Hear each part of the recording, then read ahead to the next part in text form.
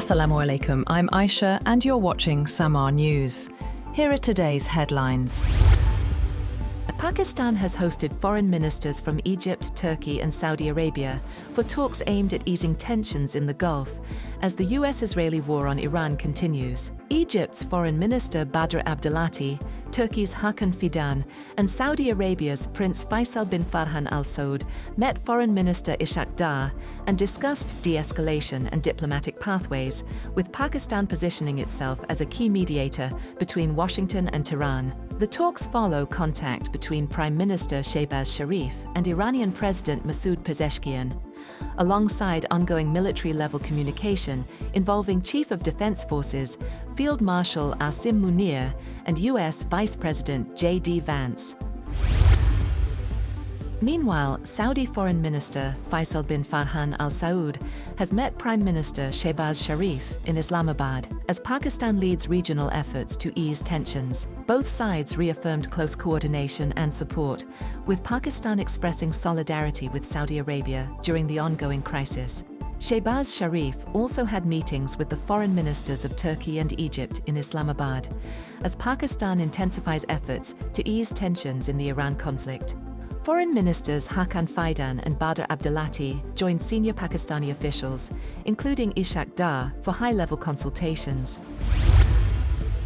Iran's Islamic Revolutionary Guard Corps claims to have struck an industrial complex in southern Israel, triggering a fire and hazardous materials alarm at the Ramat Hovav industrial zone. Emergency crews moved quickly to contain the blaze and secure the area, as residents were told to stay indoors amid fears of toxic exposure. Officials say no major chemical leak has been confirmed, but the incident highlights the risks to critical infrastructure as the conflict escalates. The Pentagon is reportedly preparing for weeks of ground operations in Iran, including potential special operations raids and conventional troop deployments, though full presidential approval from Donald Trump is still pending. Plans would fall short of a full-scale invasion, but could escalate tensions in the Gulf, affecting regional security and global energy routes. The U.S. has already deployed 3,500 Marines from the 31st Marine Expeditionary Unit and readied thousands more from the 82nd Airborne Division. Trump has warned Iran against obstructing the Strait of Hormuz, signaling a strong response if necessary. Officials emphasize that operations remain under review, balancing military action with ongoing diplomatic efforts. Iran has warned it is ready to respond to any potential US ground attack, accusing Washington of preparing a land assault while simultaneously signaling negotiations. The warning comes as regional powers gather in Islamabad, where foreign ministers from Pakistan, Saudi Arabia, Turkey and Egypt are meeting to explore ways to end the ongoing conflict. Iran's parliament speaker said Tehran would not accept what he described as pressure for surrender, vowing a firm response if US troops are deployed. Iran's Revolutionary Guard spokesperson Ibrahim Zulfikari also dismissed threats of a US ground operation, calling them unrealistic and nothing more than a wish, and warning of severe consequences for any invasion. Speaking on state television, he said any attempt to occupy Iranian territory would lead to what he described as a decisive and damaging response. Iran's supreme leader, Mojtaba Khamenei, has thanked Iraq's people and religious leadership for backing Iran during the conflict. A message reportedly delivered by Ambassador Mohammad Kazem al-Sadeh was handed to Iraqi cleric Humam Hamoudi in Baghdad. Iranian officials praised what they described as strong support from Iraq, including public demonstrations and aid efforts, as the conflict continues to draw regional reactions.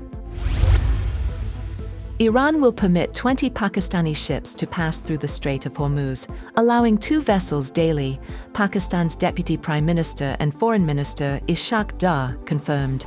Dar described the decision as a welcome and constructive gesture that promotes peace and strengthens regional stability. The Strait, a crucial route for global oil shipments, had seen major disruptions, with nearly 2,000 vessels stranded amid recent hostilities.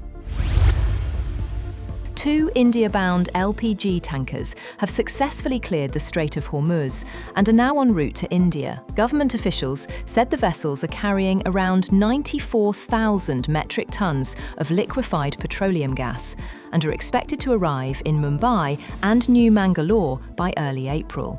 The transit comes despite major disruptions in the Strait due to the ongoing conflict, with Iran allowing passage to what it calls non-hostile vessels under coordination.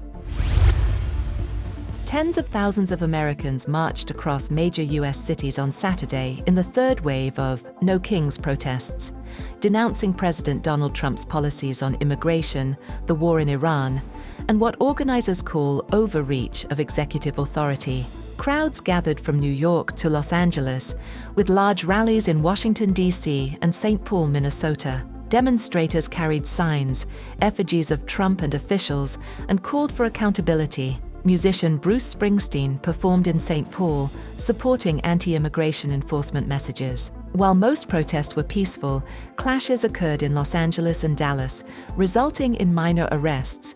The rallies also reached smaller towns like Shelbyville, Kentucky, highlighting nationwide engagement.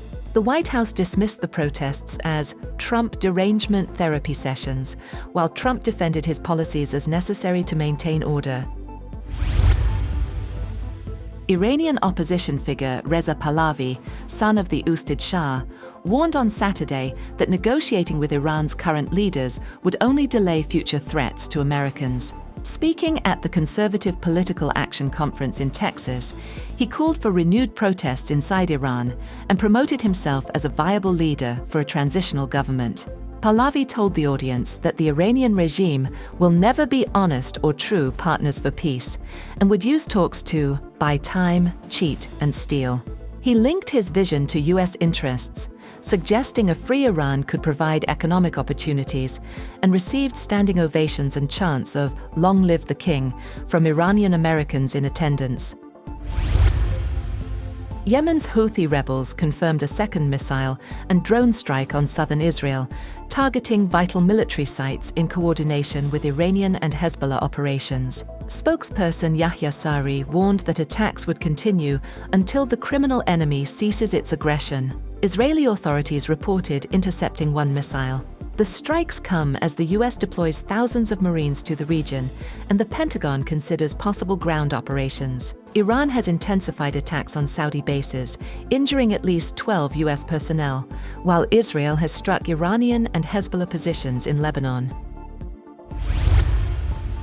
On the other hand, Prime Minister Shehbaz Sharif has held a detailed telephonic conversation with Iranian President Masoud Pezeshkian, focusing on rising regional tensions and efforts to restore peace. The hour-long discussion comes amid escalating hostilities in the Middle East. During the call, both leaders held extensive discussions on the evolving situation in the region and the urgent need for peace. Pezeshkian appreciated Pakistan's diplomatic engagement and acknowledged its efforts to promote dialogue. He stressed the importance of building trust to enable meaningful negotiations and mediation.